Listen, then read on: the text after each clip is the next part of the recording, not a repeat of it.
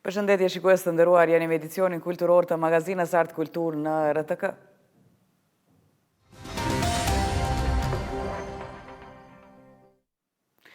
Sot do të flasim për një nga ngjarjet më kuptim plota kulturore të vendit, Green Fest. Ky festival tashmë është ndërruar në një traditë që ndërthur artin, kulturën dhe ndërgjegjësimin qytetar për një të ardhme më të gjelbër dhe më të qëndrueshme. Por çfarë e lidh artin me paqen, drejtësinë dhe institucionet e forta? Për të folur rreth edicionit të këtij viti, për gjithçka që do të na pres gjatë ditëve të festivalit, përmes lidhjes direkte kemi drejtorin ekzekutiv Lulzim Hoti. Lulzim, përshëndetje. Përshëndetje gjithëve në studio si dhe shqiptarëve televizionit tuaj RTK. Faleminderit për disponimin që pate që të lidhemi. Lulzim, çfarë frymëzoi Green Festin këtë vit i kushtohet pikërisht paqes, drejtësisë dhe institucioneve të forta? Po, si çdo vit ne frymëzohemi nga SDG-s, janë disa objektiva të zhvillimit qëndrueshëm që kanë për synim të trajtojnë tema globale, në njëjtën kohë që lidhen me probleme mjedisore, edhe e kemi bënë një farë traditë ashtu si sinkron, me që janë secilin vit nga një temë, ne kemi marrë këtë temë që përmendet ju tashmë dhe kemi stërholluar pak, sot që si vjet e kemi titulluar titullin e temës si vjetshme është Reflekto. Këtë slogan ose këtë thënie Reflekto besoj që është një thirrje që Green Fest e jep për arsye se kemi për shumë çka të reflektojmë. Po normalisht ne jemi shumë të interesuar të reflektojmë mbi gjendjen mjedisore, mbi rolin që kanë institucionet këtë drejtim, mbi rolin që kemi ne si qytetar. Prandaj kjo është thënia edhe tema si vjetshme që të reflektojmë mbi atë se çfarë po na ik pa edhe çfarë po humbasim, ndërsa po ka zhvillime të shumta, qofshin ato që i marrim nga media sociale, nga mediumet të ndryshme, do të vetë dinamika që jemi të jetu, po na bën me humb shumë gjëra tjera që janë duke ndodhur në ekosistemin tonë. Dhe kjo tema, po. Dhe kjo temë si lidhet me artin dhe kulturën në këtë edicion? Ne kur të zgjedhim temat, sikurse që përmenda temën Reflekto, pastaj çdo aktivitet synojmë ta gërshëtojmë, ta kurojmë në kuadër të kësaj teme. Prandaj edhe hapja e festivalit do të bëhet në një ekspozitë të arteve pamore, të cilat kanë ndërlidhje enkas me këtë temë, nga se kur kemi shpallur shumë më herët një thirrje publike për të artistë të ri të arteve pamore që të aplikojnë në temën Reflekto. Edhe i kemi jap një material frymëzues se për çfarë po flasim, kështu që të gjitha ato punime artistike që janë në ekspozitë, përfshirë dhe instalacione, janë tashmë në temë Reflekto, edhe trajtojnë probleme mjedisore nga këndvështrime të ndryshme. Po përveç kësaj edhe filmat që i kemi përzgjedh, që do të shfaqen në programin e natës, filma dokumentar, po ashtu trajtojnë probleme mjedisore, qoftë për ndryshimet klimatike, qoftë për shpyllëzimin e maleve, po edhe ashtu edhe probleme me ujin e me radhë. Kështu që në secilin program që përmenda, secilin aktivitet kulturor, ne kemi synuar ta kurojmë në kuadër të temës, edhe normalisht që netët pastaj do të kenë edhe pjesë muzikore, ku ne shpresojmë të dhe artistët ta marrin përsipër nga një mesazh përballë audiencës që të sadopak të provojnë të ndikojnë në ndërgjegjësimin e tyre dhe në mendsinë rreth çështjeve në fjalë. Dhe gjitha këto ngjarje që do të jenë në kuadër të festivalit që përmende, cila është ajo performanca apo ajo ngjarje që ju personalisht mezi po e presni?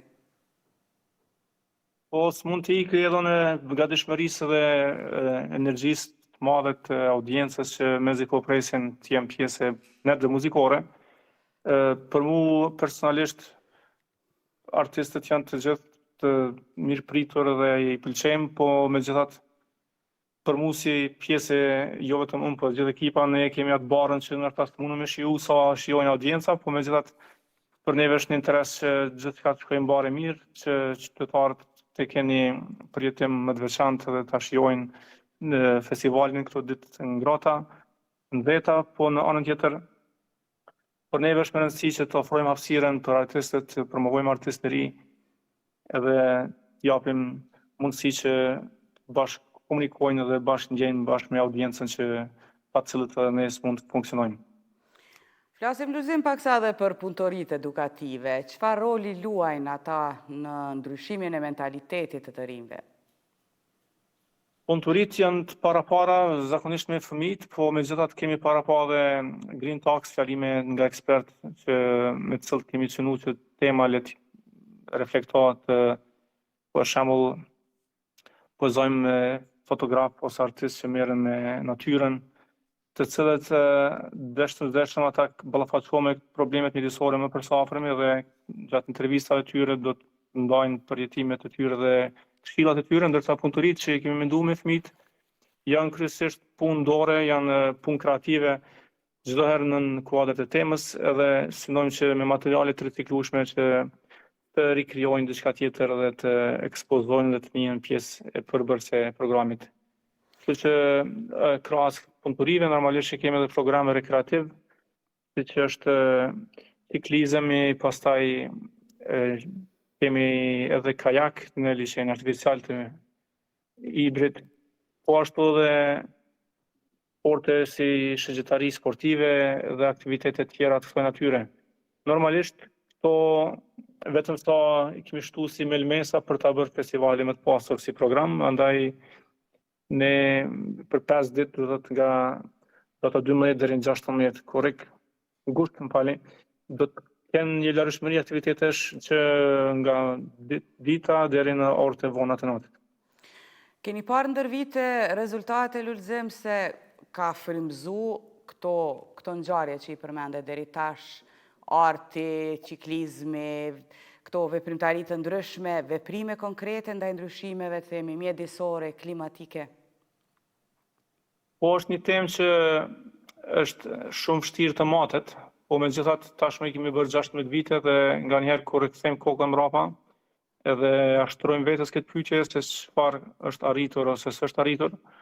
Me shumë krenari mund të them që ekziston një mobilizim shumë ndryshe se në komunat tjera, ndoshta kam perceptim gabueshëm, po megjithatë në Mitrovicë ka shumë grupe që kanë filluar iniciativat e tyre personale me tematika mjedisore, ka shumë organizata që janë tashmë që merren me çështje mjedisore, ka shumë vullnetarë që merren me çështje mjedisore, edhe besoj që ekziston përgjithësi një lloj gatishmërie në mes të qytetarëve të Mitrovicës për ta shndruar Mitrovicën në qytet të gjelbër. Kjo dhe zotën ka qenë vizioni edhe synimin. Herën e fundit kur ishim në intervistë, e di që ke menduar si ide një nismë që mos mbetet vetëm në Mitrovicë, të zgjerohet edhe në gjithë Kosovën apo në ato vendet të cilat i keni më të përshtatshme. Ku jeni me atë ide tani? Po, ideja e tillë ne jemi duke shfrytzuar këtë përvojën tonë tashmë 16 vjeçare, që të ndërtojmë një lloj portfolio, jo vetëm portfolio, po një lloj udhëpyesi se si të organizohen eventet me praktika sa më të gjelbëra. Andaj si vjet ne do dalim me një publikim i cili do të mund të shërbejë të gjitha komunave përkatëse në Kosovë që ta kenë një lloj udhëzuesi për çfarë lloj aktiviteti, qoftë i vogël apo edhe festivale, se çfarë lloj praktikash mund të ndjekin për ta bërë një aktivitet sa më me pak shpenzime apo sa më pak ndotje pasi që mbaron aktiviteti. Kështu që kjo është një formë qysh po synojmë ndiku edhe në komuna tjera, por me kohën, nëse arrim të kemi përkrahje normalisht, ne me shumë kënaqësi do të synojmë që edhe të bëjmë vazhdimsi të aktiviteteve dhe jashtë komunës së Mitrovicës. Kur jemi tek shpenzimet, Lulzima ka pasur mbështetje të mjaftueshme institucionale për këtë nismë? Unë mendoj që tashmë ke skena kulturore e Kosovës, posaçërisht skena pavarur kulturore, ballafaqohet me sfida tashmë të reja, nga se donatorët nuk është që janë siç ka qenë vite më parë. Edhe këto sfida normalisht që kanë filluar që 2 vite, po efektet janë duke u pa dita ditës. Edhe normalisht që nuk është diçka e lehtë, nuk është një veprimtari e lehtë, edhe ne si festival kemi pas sfidë edhe këtë vit që të gjejmë përkrahjen e nevojshme për të realizuar festivalin sipas parashikimeve tona. Megjithatë, nuk mund të pa përmend që kemi përkrahje edhe nga institucionet siç është Ministria e Kulturës dhe Turizmit, pastaj edhe nga komuna, po edhe partnerë tjerë që kanë qenë pjesë të projekteve të tjera të natyrave mjedisore, që vinë qoftë nga SIDA, që është nga ambasada suedeze, qoftë nga zyra zvitrane, po në forma të tjera do të kemi një lloj bashkëpunimi edhe një lloj përkraje, përndryshe festivalet kërkojnë çdo buxhete shumë më të mëdha, po megjithatë me këto të përkraje sa do të arrijmë të sigurojmë ne po vazhdojmë rrugtimin ton, rrugtimi jon tashmë i bëri 16 vite dhe besoj që do duhet na sfidoni na ndalin sfidat pavarësisht çfarë janë, nga se vetë vitet klasin që jemi duke u pjekur dhe së organizohet si festival. I përmendëm gjatë bisedës të rinjt dhe atë ndikimin direkt që mund ta kenë nga festivali, po cili është komuniteti i parë që do ta ndjej impaktin e Greenfestit?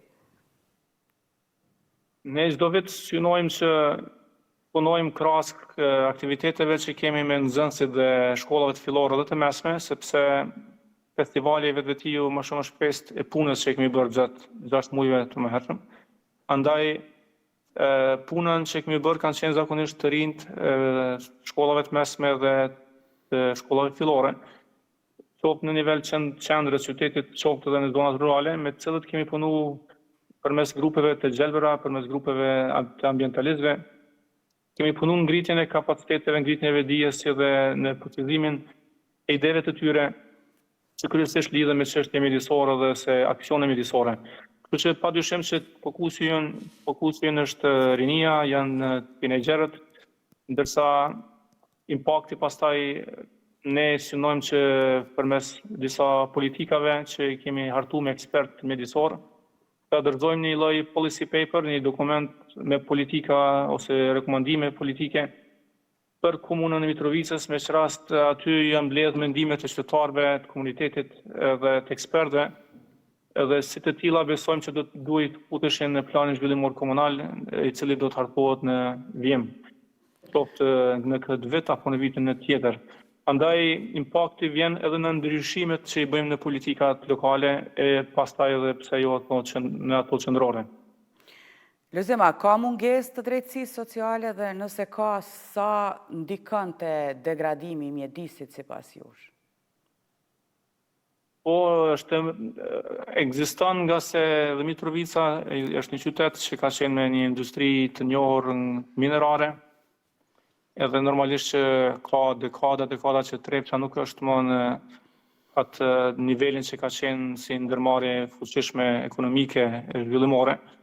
Edhe në këtë rast, duke qenë që rajoni i Mitrovicës dhe banorët që kanë punu dikur dhe kanë qenë të varur nga zhvillimet në Trepçë, normalisht që janë afektuar më së shumti dhe gjithë ato zona, përfshirë zonën e Shalit, Bajgorës, ka akoma familje që nuk e kanë gjetur një mënyrë të gjenerimit hyrave vetanake në mjedisin ku jetojnë, andaj shtresat të tilla të komuniteteve të tilla që dikundika janë prekur nga se kaluar atyre i ka afektuar, ndikojnë edhe në jetën apo dhe kualitetin e jetës së tyre, nga se mungon uji i dur i pijes, mungon çastja në shërbimet e nevojshme, po megjithatë varfëria apo skemat e sociale nuk është që ja plotësojnë nevojat dhe ata detyrojnë nga njerëzit të bëjnë zgjidhje jo të duhura, siç është prerja e drunjve për të arritur të gjenerojnë ndonjë të hyrë për familjen e tyre. Andaj kjo padrejtësi krijon automatikisht edhe ndryshime në vetë mjedisin, ndryshime le të themi që afektojnë pastaj në nivel më gjerë edhe vetë natyrën, bukurinë natyrore të Shalës, edhe normalisht ndikon edhe në shëndetin e njerëzve, nga se nuk dihet as edhe çfarë uji pinë, nga se ka edhe burime natyrore që ekzistojnë, po njerëzit që detyrohen të pinë ujë nga ato burime, nuk është që ndoshta kanë bërë ndonjë analizë të thellë se çfarë lloj uji janë duke pirë ose sa është i shëndetshëm apo jo. Kështu që ka punë në këtë drejtim, nuk është diçka që doja dalim vetë, andaj ne zërë thrasim që institucionet relevante të jenë aktive dhe të kontribuojnë në këtë drejtim edhe më shumë. Lulzim, për fund më trego vlen të përmendet në këtë edicion ndonjë projekt i organizatës shtatarte, pasi që të rikujtojmë që shtatarte organizon Green Festin. Po ne sapo kemi marrë një përkraje për një projektit edhe do të quhet kujtesa ose memoria, ose më mirë them kujtesa lumit Ibër. Edhe si e tillë jemi shumë të interesuar që pasi që të mbaron festivalit, fillojmë të mbledhim në kujtimet e qytetarëve që kanë me lumin Ibër, që kanë me lumenjtë të Mitrovicës. Andaj gjithë ato do të dokumentohen, do të publikohen, edhe jam shumë i lumtur që një projekt i tillë ka gjetur përkraje dhe besoj si i tillë do të jap një produkt shumë të lezetshëm edhe me domethënie të madhe për kujtesën kolektive dhe për vetë raportin e njeriut me lumin, as më shumë raportin qytetarit Mitrovicës me lumenjt, me thekë veçantë me Ibrin. Lulzim, faleminderit për kohën edhe një herë, për disponimin që patët. Ne urojmë që ashtu siç keni planifikuar të shkojë gjithçka me festivalin dhe takohemi me projektet radhës. Ju falenderoj juve për bashkëpunimin dhe për përkrajen që na bëni. Dhe mirupafshim. Mirupafshim.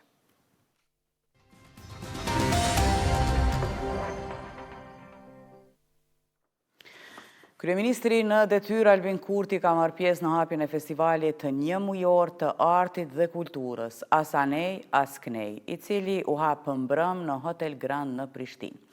Sonte në Hotel Grand në kryeqytet u hap festivali një mujor i artit dhe kulturës, Asanej Asknej, i cili do t'i sjellë artistët tanë nga Mërgata për të reflektuar mbi këto dekada migrimi, malli e kthimi, ka shkruar Kurti. A i theksoj se Mërgata jonë është e integruar mirë atje ku jeton, por me zemër, me mendje dhe me përkraje gjithmonë ka qenë edhe në Kosovë. Mërgata nuk është vetëm remitencë. Mërgata është dituri, inxhinier, mjek, hulumtues, arkitekt, mësimdhënës, artist. E ne po e hapim një derë ku ajo dituri ka pse si të vi, ka shkruar mes tjerash Kurti.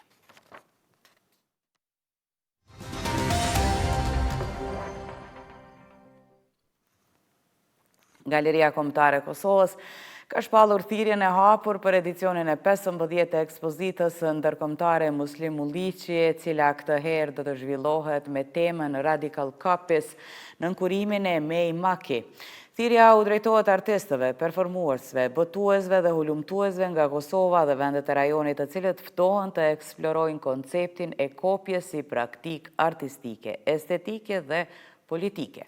Ekspozita do të hapet në mars të vitit 2027, ndërsa artistët e përzgjedhur përmes kësaj thirrje do të jenë gjithashtu në garë për çmimin Muslim Ulliqi. Afati i fundit për aplikim është 15 shtatori i këtij vitit, ndërsa rezultatet do të publikohen deri më 20 nëntor.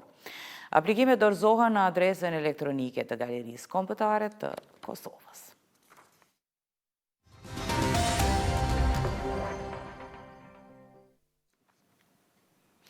Muzika dhe aktivitetet kulturore këtë verë do të zbresin në lagjet e Prishtinës përmes nismës Qefën Lagje, të organizuar nga Drejtoria e Kulturës e Komunës së Prishtinës. Programi nis më 5 gusht në orën 20 në lagjen Dardania dhe më pas do të vazhdoj në Ulpian, Bregun e Diellit, Kolovic, Kodrën e Trimave, Hajvali, Muhaxher, Muharrem Fez, Matiqan dhe Kalabri.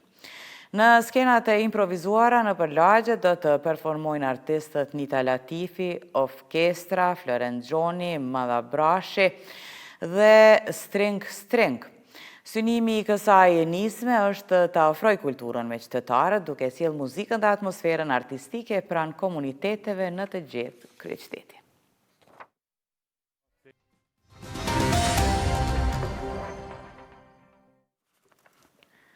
E dje në Shtime është të hapur edicioni i 3 i Panairit të Librit Shtimja 2026, aktivitet i organizuar në kuadër të ditëve të bashkëdhetarëve, ku po prezantohen botime të reja nga shtëpi të ndryshme botuese.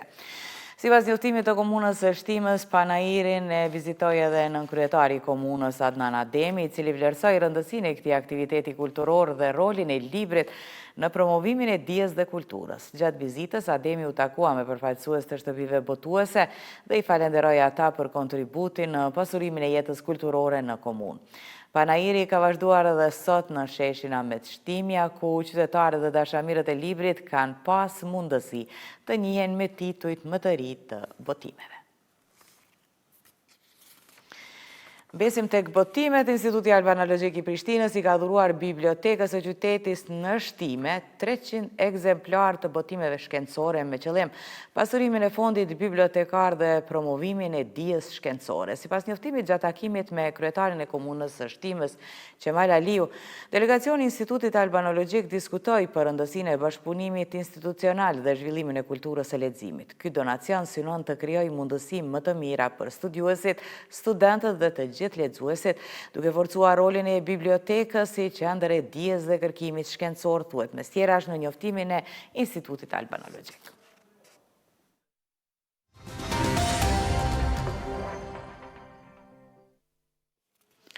Komuna e Ferizajt ka zhvilluar konsultimin publik për draft statutin e teatrit të qytetit Adriana Abdullahu, dokument që synon të rregullojë statusin juridik, organizimin dhe funksionimin e institucionit kulturor.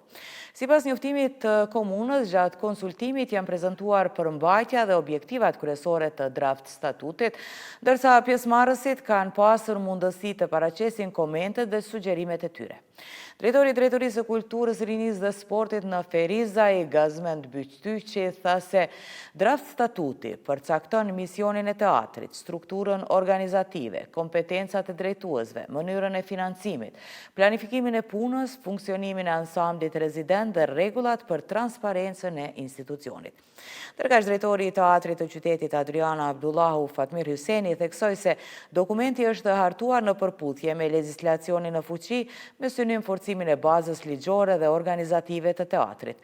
Komuna e Ferizajt njofton se pas shqyrtimit të komenteve të marra gjatë konsultimit publik, draft statuti do t'i nënshtrohet procedurave ligjore për shqyrtim dhe miratim nga organet kompetente.